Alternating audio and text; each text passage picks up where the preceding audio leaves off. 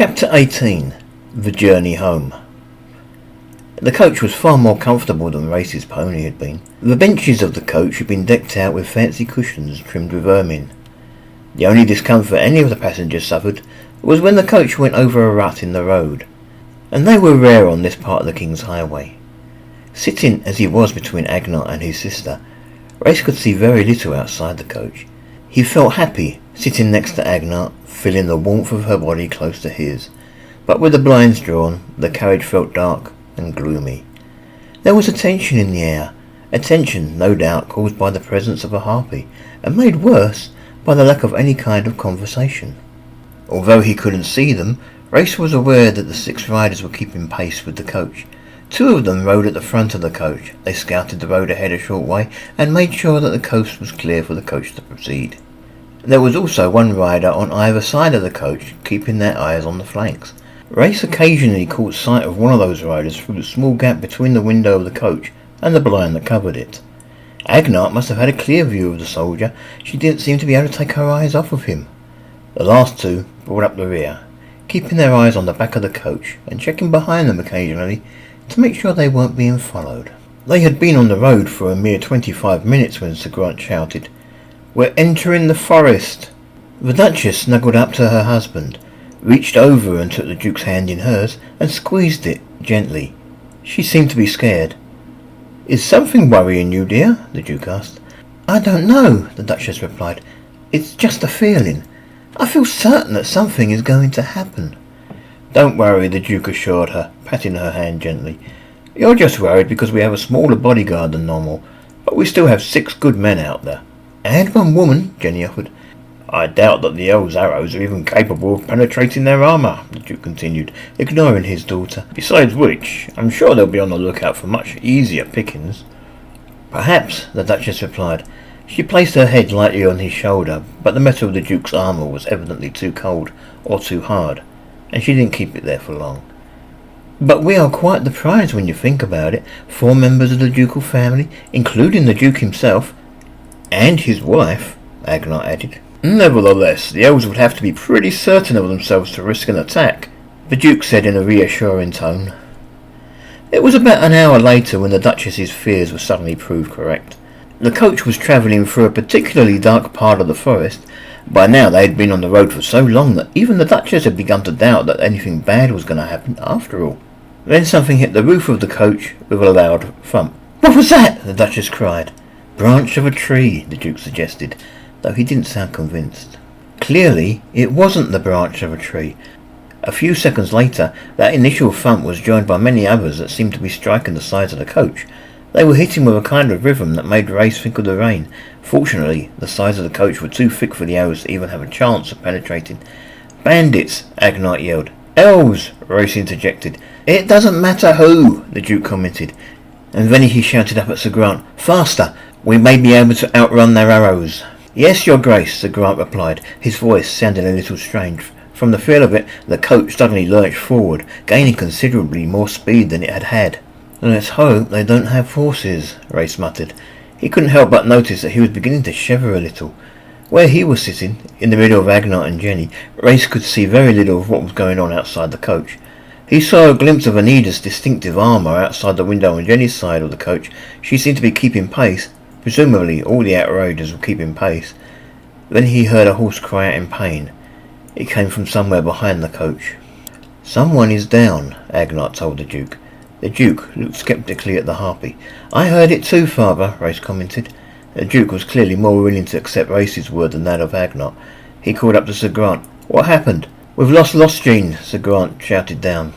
"They got his horse." The horses of the Duke's bodyguard were usually well armoured, but there were always small gaps in the armour that a lucky or well-aimed arrow could penetrate. "We have to stop," Jenny said. "We can't leave him." "We can't stop," the Duke replied. "I'm sorry, but Lostgene will have to look after himself." "I'm stopping," Sir Grant called down, evidently having not heard what the Duke had just said. "We need to get Lostgene back." "No," the Duke commanded. "My wife is with us." "Do it," the Duchess told him. "I'll not have the life of a man on my conscience. I won't have you leave someone to die just because I'm a bald." "What about Jenny and Race?" the Duke pointed out. The coach came to a steady stop, and Race could hear Sir Grant leave his position as the driver and jump down to the ground. The other riders were also turning their mounts and riding back along the road into a hail of arrows. Agnart turned her attention to Race. "Hand me your bow," she said, speaking the Harpy tongue without thinking. "What?" Race said, confused. "Your bow," Agnart clarified. "Hand me your bow. I left mine behind in the enclosure." "Don't!" the Duke ordered.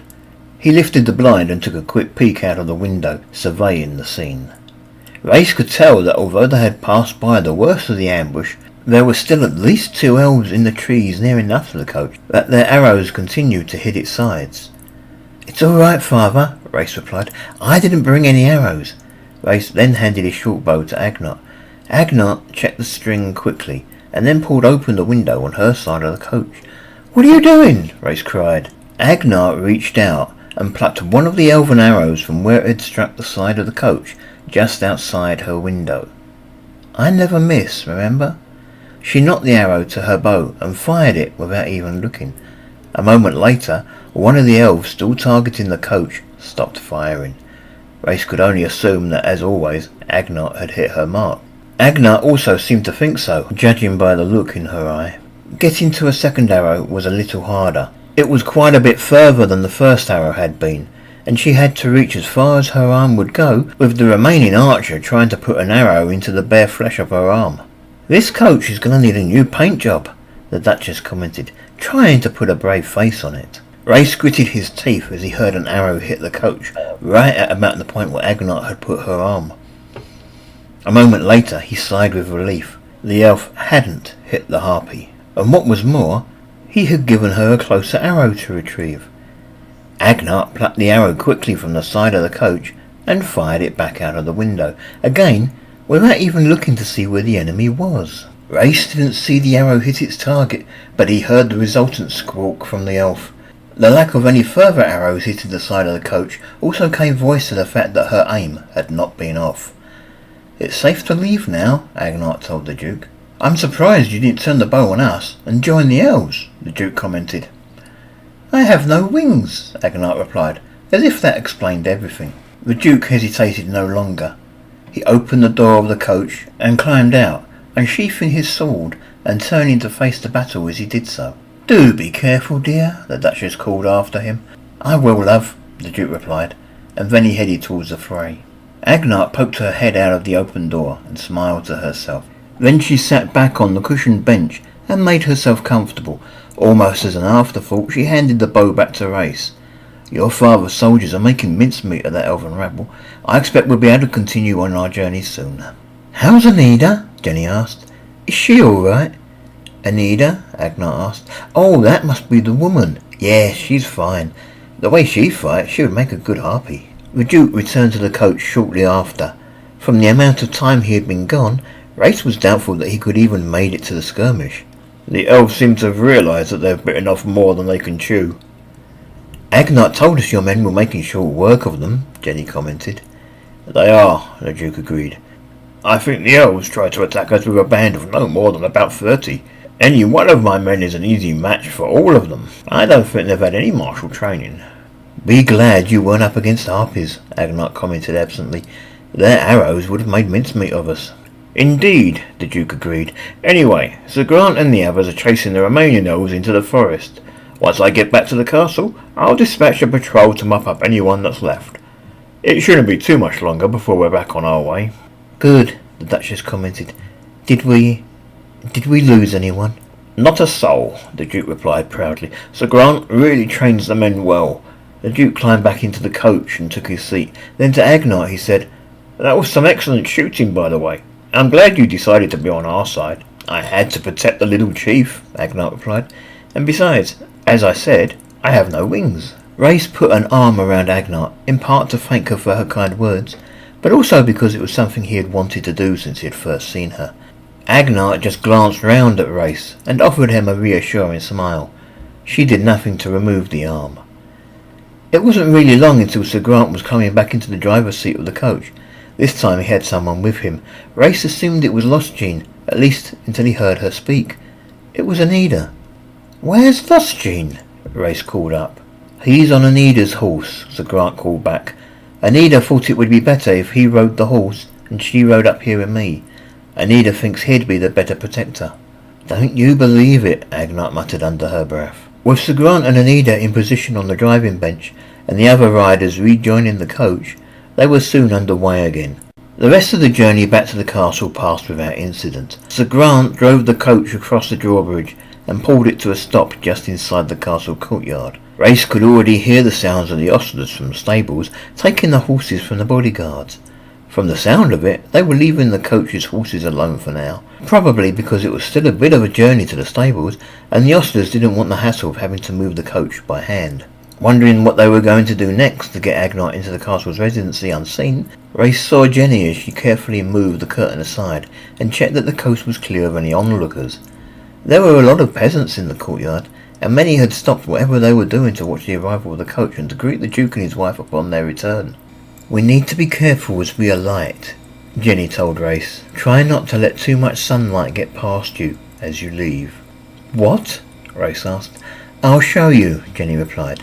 She then opened the door only a little and kept it close to her as she stepped out of the coach and down the steps. As she stepped clear of the door, she pushed it closed again. At all times her body had blocked the cap so that no one who was outside the coach could see anything of what lay within. Race followed her cue, squeezing through the tiny gap that he made by opening the door and then closing the door behind him. "Okay," the Duke said. He moved the curtain just enough to speak to his son and daughter. "You two had better go and fetch Mangloss." The Duke then closed the curtain again, but Race could clearly hear the conversation continuing as the Duke then addressed Agnat. "You should wait here in the coach until our mage arrives. He ought to be able to make you look human, so you'll be able to pass unmolested about the castle." "What makes you think I want to look human?" Agnat replied indignantly. "Well, it's either that, or we find some other way to smuggle you into the castle.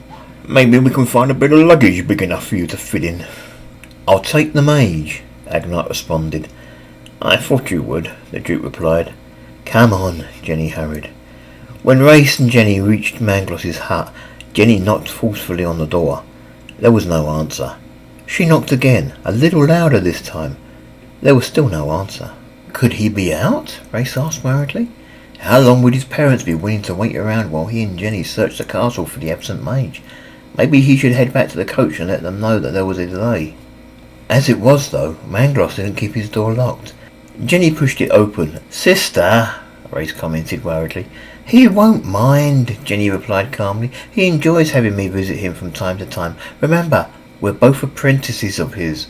Besides, this hut is part of the castle. He lives here by our leave." "It's still his home," Race protested. "Come on," Jenny replied. She entered the hut. Race followed his sister. Mangloss wasn't in the hut. Everything else seemed to be as he remembered it, but there seemed to be something different. Something just out of reach of his senses. Then he realised what was bothering him. The painting of the old cottage, the only knick-knack Mangloss kept in the hut, was currently glowing with a gentle blue aura. "I never realised that painting was magical," Race commented. Jenny nodded.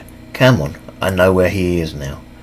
Jenny led Race over to the corner with the painting, and then laid her hand gently on its surface. "What are you doing, sis?" Race asked. "I guess Mangloss hasn't taught you this yet," Jenny replied. "Take my hand." Race did as he was bid. Then he saw that Jenny was concentrating on the painting and chanting something. A second later, he was standing with her in a beautiful garden. The cottage, much as it had appeared in the painting, was standing proudly before them. The detail was magnificent. It was much better in real life than it had looked as a painting. The cottage was pure white, with a trellis between the left and rightmost windows that reached all the way from the ground to the immaculately thatched roof, with a gap at the bottom to make room for a door. The trellis was a mass of life, as various climbing plants had made it their home.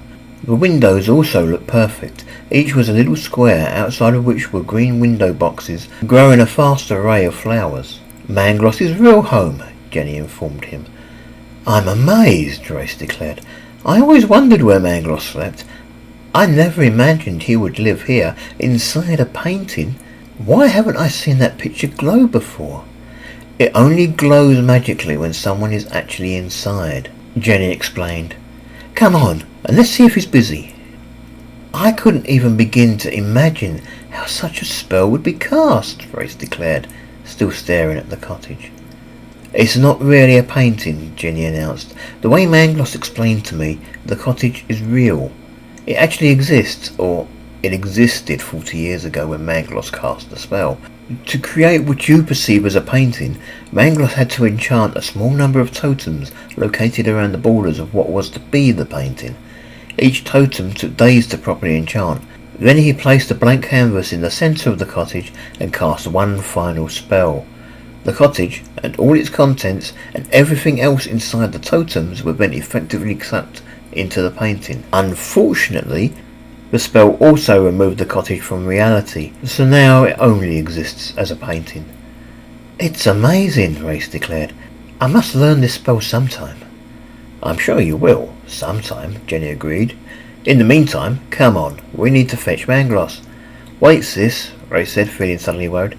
How do we get back? Same way, Jenny replied. I just utter the phrase again, reversing the words, and we'll be back. Is there another painting or something you have to touch first? Race questioned. Don't be silly, Jenny commented. That's reality. This is the painting, and by being in it, we're already touching it. At least, that was how it was explained to me. Now, come on.